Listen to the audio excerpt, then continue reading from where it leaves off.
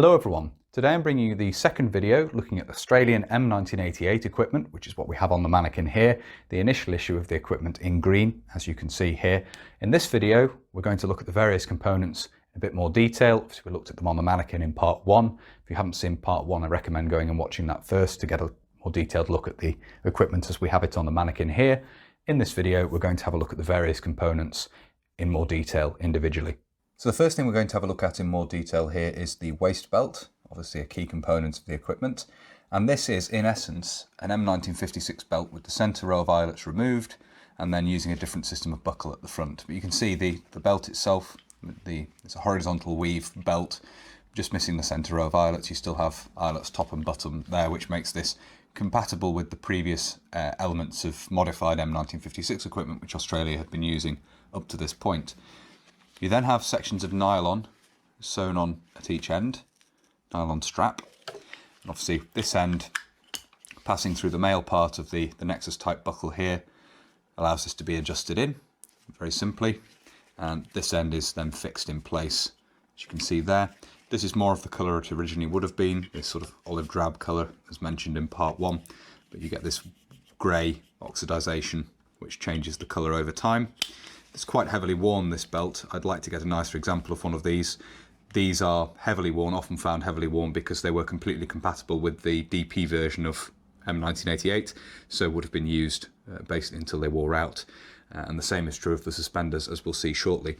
One interesting detail to note with this is the crossed SMLEs, the crossed Rifle No. 1 Mark III Star logo on the belt buckle here, which is a feature of the buckles which are part of this equipment. So, as I say, a modified version of the M1956 belt there in green. The later versions intended for use with the DP equipment were more of a tan colour, but the earlier versions, as we have here, were in green. And as I say, it would be nice to pick up a cleaner and tidier example of one of these in the future, but it's nevertheless nice to have this for the moment. As I say, you can always improve on things and try and find a nicer example going forward. We'll move on now to have a look at the suspenders. So in terms of the form of the section which passes over the shoulders and around the back of the neck here, these are similar to M1956, the preceding modified M1956 design used by Australian forces, but these are heavily modified in the way they attach onto the rest of the equipment. So the padded section here, if we look inside here, if we turn them over rather than look at the inside face, you can see we have a nylon material here with a padding, that's a foam padding inside there, or some form of padding sewn in between the outer webbing, layer of webbing, cotton webbing, and this nylon inner layer here. And this is basically carried across from the preceding modified version of the M1956 used by Australia. In terms of attaching this onto the equipment, you have at the front here these two plastic D-rings, which straps on the ammunition pouches loop up through and then buckle back onto themselves. So there are no straps at the front here. And you do have these sections of webbing sewn onto the shoulder straps here, the padded sections that go over the shoulder in order to attach equipment on here. And at the back, we do have straps attached, but again, these buckle back onto themselves in order to secure onto the equipment. So on the back of the field pack, you have metal rings that these straps pass through, and then they buckle back up through these plastic buckles to secure this onto the field pack on the back of the belt.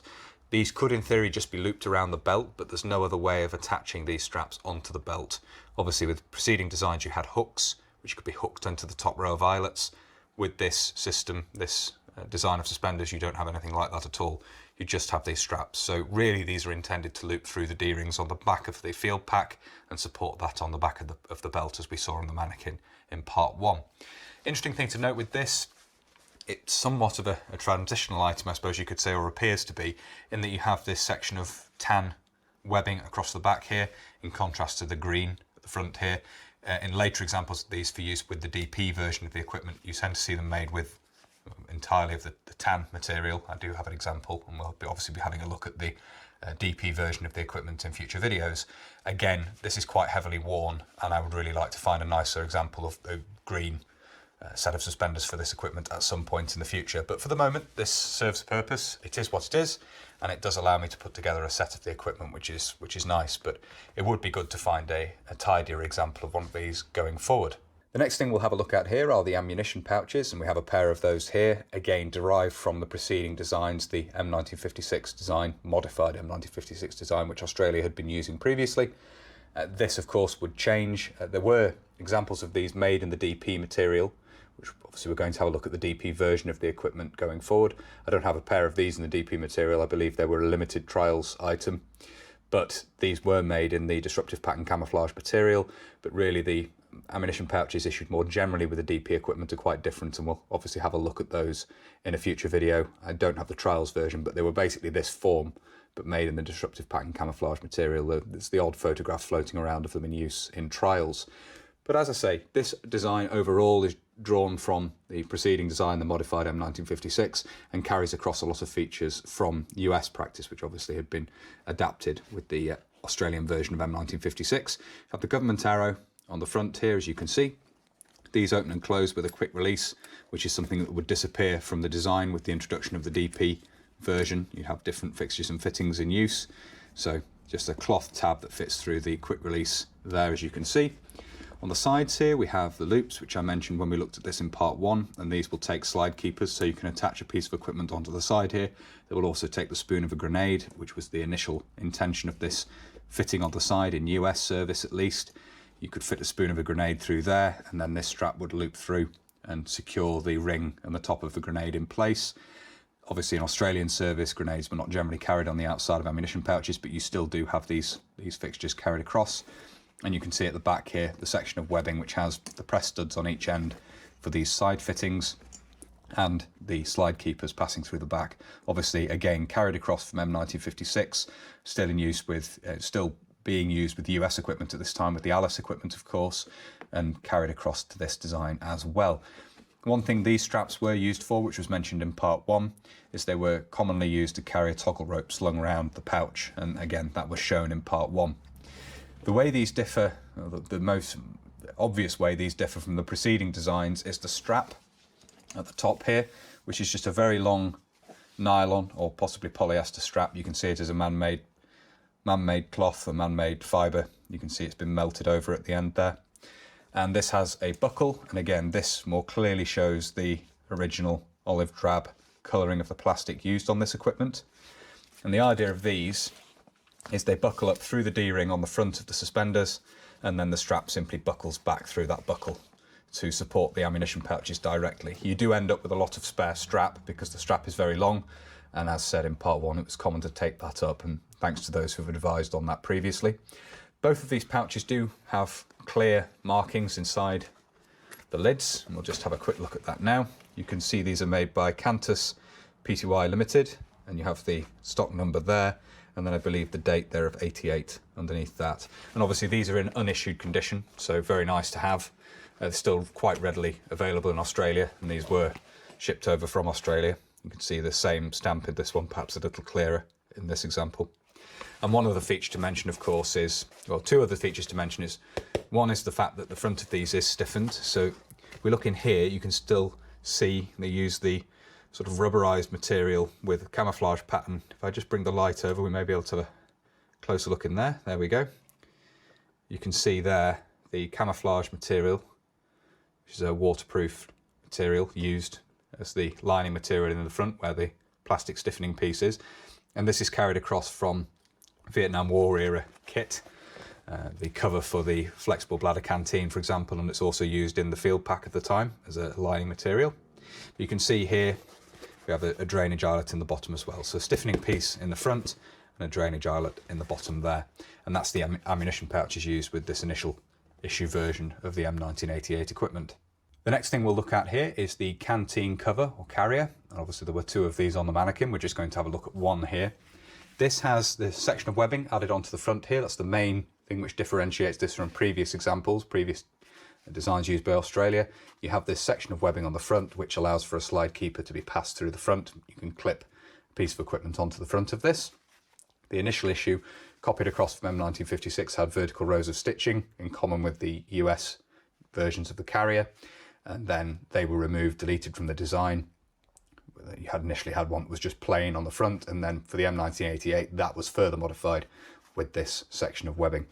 The bottom here, there are 3 drainage eyelets, as you can see. It's made of this quite fine green canvas material, edged with green nylon trim around there, as you can see in the typical Australian olive green snaps or press studs there. And then on the back we have some further features here which show this to be Australian rather than US. Obviously the design was modified for Australian use from the outset when Australia first started manufacturing M1956 components. You have here a hanger hook on the back which was introduced from the design. Obviously the US have moved away from this, moving from the M1910 canteen carrier to the M1956 design. This was deleted from the US design, and you just had slide keepers. The Australians, when they started manufacturing a modified version of this, included the hanger hooks, and they've been brought right the way through to this design here. You have, in addition to the slide keepers on the back, belt loops on each side here, as you can see, and obviously the slide keepers which just pass through this section of webbing on the back. There is a stamp here which isn't particularly clear. You would have the manufacturer there, which isn't all that clear to make out. You have a date here which I believe ends 91, and then the stock number down the bottom there, and obviously the government arrow in the centre. That's why we're having a look at this example. It's a much tidier example than the other one I have, and does have that stamp visible on the back. So that's the canteen cover. We'll have a quick look at the canteen inside and the cup that comes with it. We'll pop this out here.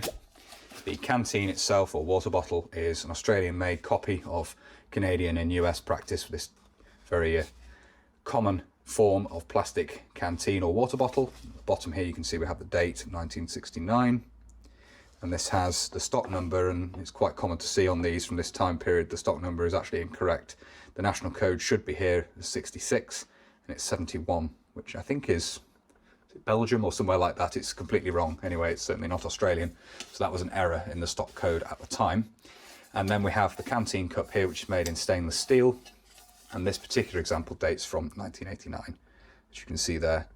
Stokes Australasia Limited, the stock number there with the correct national code of 66, 1989, and the broad arrow, the government arrow there, as you can see.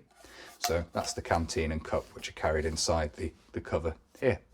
Now, I've already mentioned the field pack in relation to the suspenders and how they support the back of the equipment, and we have the field pack here to have a look at in a bit more detail. You can see, again, have the government arrow on the outer flap here.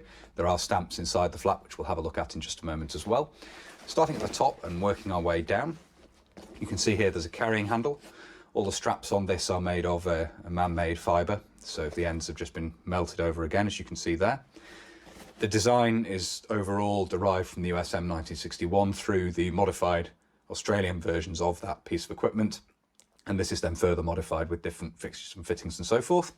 You can see here the D-rings I mentioned, which the suspenders, the straps on the back of the suspenders loop through to support the field pack on the back, and you also have the window here for an ID card to be slid in there. In common with the canteen cover, it's made of this green fine canvas material, and then you have the nylon edging around the edges there, as you can see, to bind it all together. The straps used to attach the buckles are again the same polyester or nylon straps there, as you can see. Again, the ends melted over there, and again we have the crossed short magazine, the Enfield rifles there, the logo on the buckles, as you can see. So this makes the flap a lot easier to open up in that you have these Nexus type buckles. Obviously the straps then run down through these, allowing you to adjust them in and tighten them down. Lower down we have straps to carry a load rolled up underneath the pack, and you can see they just have simple buckles here. These actually do show it's upside down here, but they do show the government arrow there on the buckles, as you can see. And again, these nicely show the original colour of these in this olive drab colour here, which often fades to grey, as said before. We flip this over and have a look at the back. You can see how those lower straps are stitched in underneath this section of webbing across the back here, and they, as I say, allow for a load to be carried down the bottom there, rolled up underneath. You have here the rings at the top, again, as mentioned before, for attaching the suspenders, and then you have two slide keepers passing through this piece of webbing here, which allow this to be attached onto the back of the belt. Now, this webbing does extend around the side, as it's in common with the previous designs of field pack. It's just one open loop here, which does mean you can attach equipment onto the side. You can also slide keeper down in between that stitching there, I believe. So you can clip equipment such as canteens onto the side of this if required. You can see that's the same on the other side. That piece of webbing passes all the way around. A quick look under the flap here. It's actually sort of stamped upside down, as it were. You can see here the manufacturer Aero Equipment, Queensland, Australia, and the date there of 1989. And again, you have the stock number there, again with the correct 66 Australian National Code in the middle there.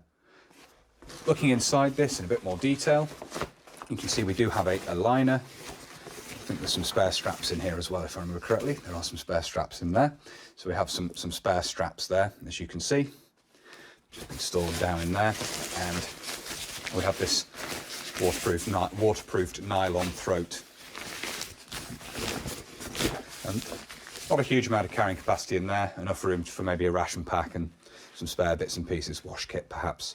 So enough for a day, basically. But you're quite limited on the external load that can be carried with this in terms of what's rolled up underneath in terms of sleeping gear and so forth. So it does have quite a limited carrying capacity in common with the M1956 and the M1961 designs on which it's based. So just something to note there. And to say you have that waterproof neck there, which can be rolled up, of course, to help keep the contents of this dry. So that's the field pack from the equipment set. The final pouch we're going to have a look at here is this one. Now, there's no date or anything on this to say when this was manufactured. It could well be a preceding design of an item manufactured before the introduction of the M1988. It's a compass first aid pouch in American parlance. I believe in Australian services were primarily used for carrying field dressings as opposed to compasses. And you can see, again, it's made of this green, fine green canvas material with the nylon edging, the olive green press stud there, and it has a single slide keeper on the back in common with the US design from which it's derived. This, as I say, is just exactly the same as the earlier Australian manufactured examples used with the modified Australian M1956. I'm not aware that the design changed for use with the initial issue of M1988, but certainly for use with the DP equipment, an enlarged version of this would be produced. If anyone could advise further on that, I'd be interested to know, but as far as I'm aware, that enlarged version of this is purely for use, well, was only produced in the DP cloth for use with the DP version of the equipment, the disruptive camouflage pattern equipment. So drainage eyelets at the bottom there, single snap or press stud there. The enlarged version does have two rather than one. And you can see here, just a little pouch, basically a direct copy of the US design, but made in Australian, these distinctive Australian materials. And as I say, as far as I'm aware, this is the design that was carried forward for use with the M1988, but happy to be corrected on that if I'm wrong. I've not seen any information to the contrary, so I'd be happy to be corrected, but as far as I'm aware, this is the design used with the M1988 equipment as well. A final thing I want to mention here, which was not included on the mannequin, but I want to just quickly talk about, is this, which is a hip pad, a hippo pad. You can see here it's a padded section. It's a foam piece of padding that's enclosed within this green canvas material, which is very similar to that used to manufacture the issued components. As far as I'm aware, this is not an issue item. These were private purchase, I believe. Black nylon straps with press studs or snaps around the sides of this.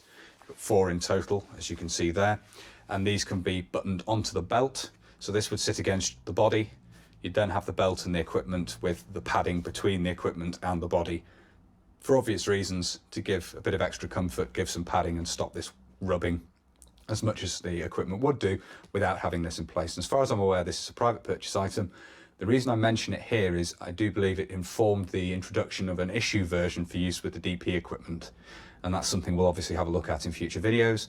But as far as I'm aware, this is a private purchase item which was available in the 1980s, possibly in the 1970s, but I believe certainly in the 1980s.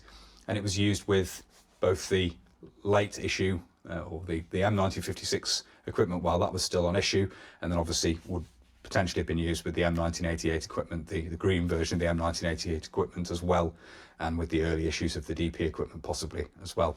So just an example of that there. There are no stamps or anything on this, but we do have a stenciled in name here, PAR 932 on the back there.